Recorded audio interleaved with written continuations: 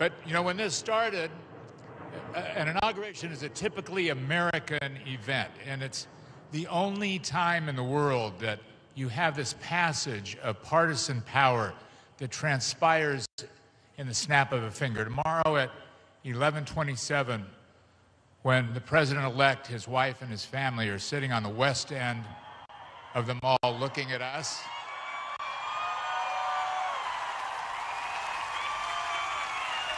and that power of the free world transcends with respect from what was a great man doing his best to do a great job to the anticipation of a new president as the global leader of the world.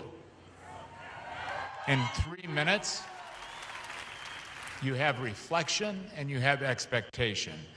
And every president puts their own fingerprints on an inauguration. And this president-elect was very specific about what he wanted. And what he wanted was a you. He wanted it to be of the people. And when I say you, he meant the united you. And set in this setting of this reflection pond that sits between three unbelievable monuments of three of our profound leaders. And what you see are these incredible stone, beautiful, incredible tributes that stand above us for the purpose of reflecting, of thinking, of what was it, what went before them.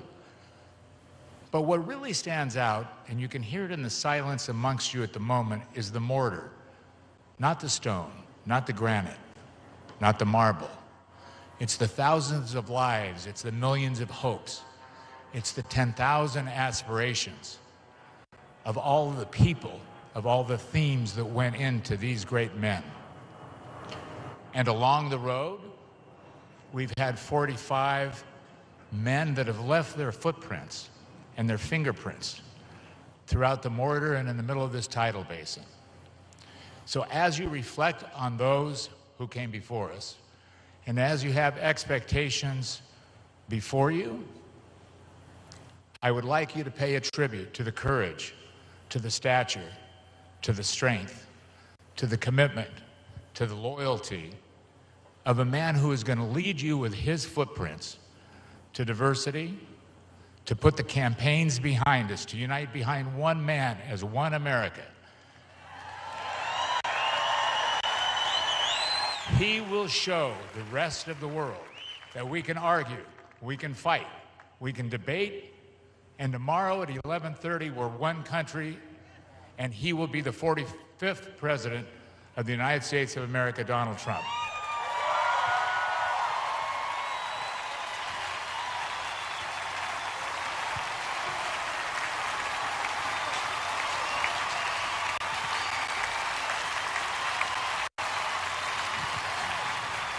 Thank you. Thank you very much.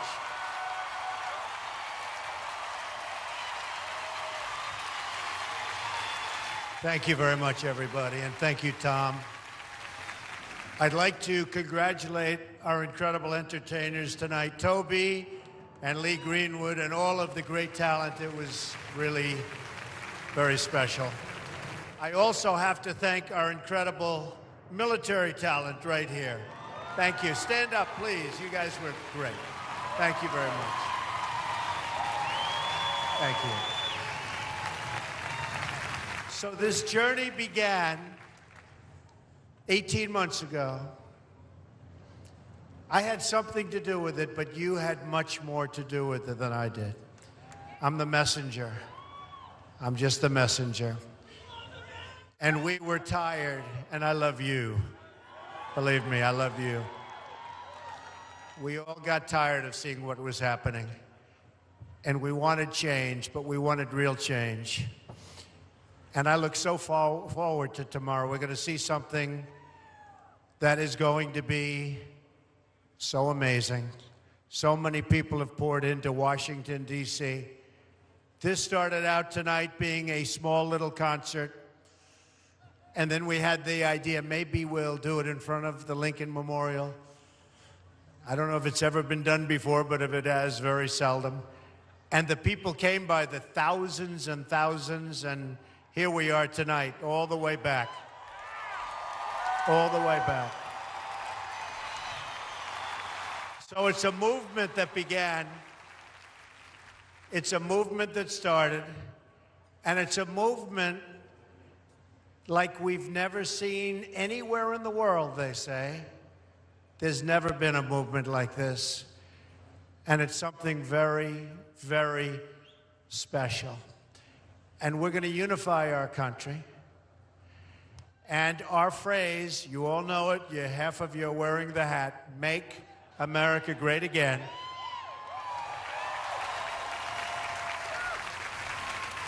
But we're going to make America great for all of our people, everybody throughout our country. That includes the inner cities, that includes everybody. And we're going to do a special job, and I can only tell you that 18 months ago, we never knew, a lot of people didn't know, some people had a feeling. A lot of people didn't give us much of a chance, but we understood what was happening. And that last month of the campaign, when I traveled around to every place that you can imagine, state after state after state, speech after speech. Come tonight, this hasn't been done before. And you look, it was the same way. And we all knew that last month of the campaign. I think a lot of us knew the first week of the campaign.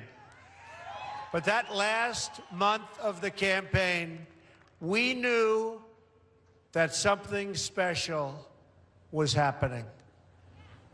And I can only tell you this. The polls started going up, up, up. But they didn't want to give us credit because they forgot about a lot of us. On the campaign, I called it the forgotten man and the forgotten woman. Well, you're not forgotten anymore, that I can tell you. Not forgotten anymore. So I want to thank my great family, my incredible wife, Melania. They've been so supportive, and it wasn't easy for them, but they have been so supportive. I want to thank you most importantly, and I promise you that I will work so hard. We're going to get it turned around. We're going to bring our jobs back. We're not going to let other countries take our jobs any longer. We're going to build up our great military. We're going to build it up. We're going to strengthen our borders. We're going to do things that haven't been done for our country for many, many decades. It's going to change. I promise you, it's going to change. So, I'll see you tomorrow.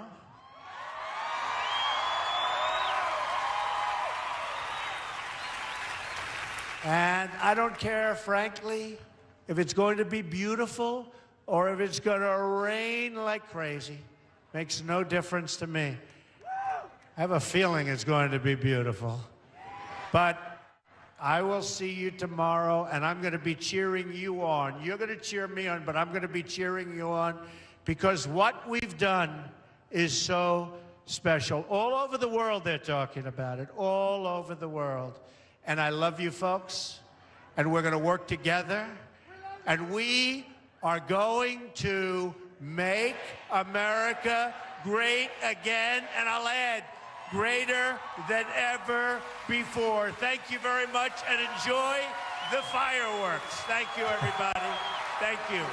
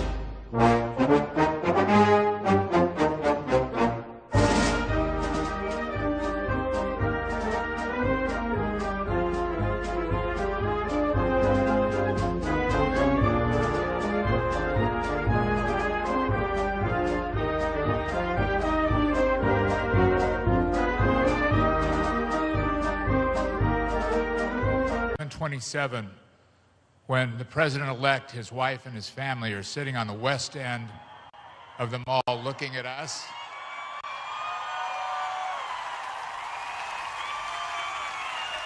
And that power of the free world transcends with respect from what was a great man doing his best to do a great job to the anticipation of a new president as the global leader of the world. In 3 minutes, you have reflection and you have expectation. And every president puts their own fingerprints on an inauguration. And this president-elect was very specific about what he wanted. And what he wanted was a you. He wanted it to be of the people. And when I say you, he meant the united you. And set in this setting of this reflection pond that sits between three unbelievable monuments of three of our profound leaders. And what you see are these incredible stone, beautiful. But, you know, when this started, an inauguration is a typically American event, and it's the only time in the world that you have this passage of partisan power that transpires in the snap of a finger. Tomorrow at 11